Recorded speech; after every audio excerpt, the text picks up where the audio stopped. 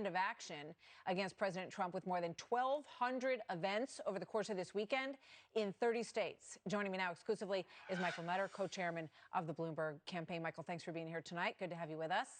Thank you, Martha. Thank you. I want to play a soundbite from Karl Rove on this show about what he thinks needs to happen for your candidate to do well. Watch this.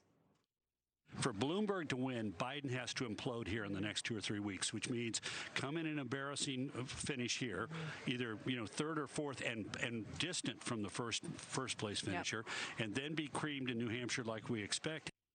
Do you agree? How much does that matter for Mike Bloomberg's campaign? Well, it's always interesting when Republicans want to give us advice and perspective about the election. Mike Bloomberg is running against Donald Trump. As you mentioned in your opening, we're running a general election type campaign through the primary and caucus season. There are a lot of things that will happen during the course of February. And as you mentioned again, primarily because of when Mike announced, we are not on the ballot in the 4 states during the course of February, but Super Tuesday and forward will be active and competitive. So we'll see what happens there's still. I was just asking. And Karl Rove has run a number of successful campaigns, by the way, and he was just being asked, if you were the strategist, what would you say? I'm not diminishing. So no, I just want to ask. So he's saying, that for Bloomberg to succeed, do you still feel that way? Because there was a time when the word was that Mayor Bloomberg wasn't going to get in if Biden was in, but then apparently, he sensed that Biden was maybe weak because a lot of people, including a lot of Obama supporters, had no praise for him whatsoever. So how do you play that now at this point? Biden seems to be hanging in there. Of course he's hanging in there.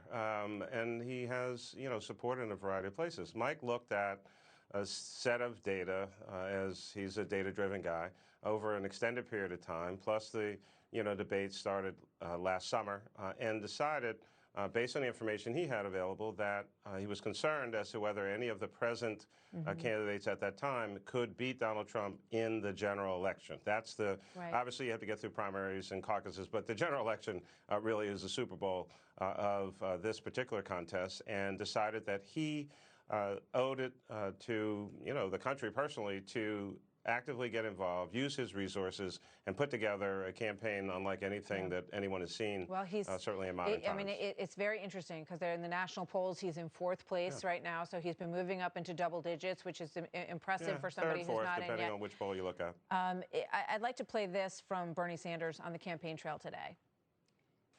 And now suddenly, a guy comes in who does not campaign one bit in Iowa, New Hampshire. He's not on the ballot, I guess, in Nevada or South Carolina. But he's worth $55 billion. And I guess if you're worth $55 billion, you can get the rules changed. So I imagine that's a sentiment that is going to be thrown at him quite a bit, Michael. What do you say?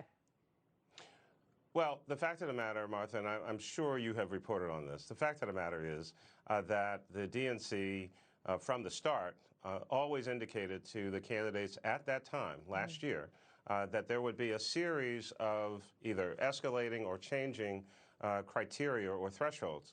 The fact of the matter is, I believe there have been at least 4, possibly 5, different rules changes, depending on which debate you're talking about. July, August, September, October, November, December, and even January. All along the way, there have been various changes in the rules, thresholds, money amounts, 20 states, et cetera, et cetera. This is not being done or to benefit Mike Bloomberg. That's a nice narrative, but it's just not true. Well, we'll be watching. Michael, thanks a lot for being here. We appreciate it. Sure.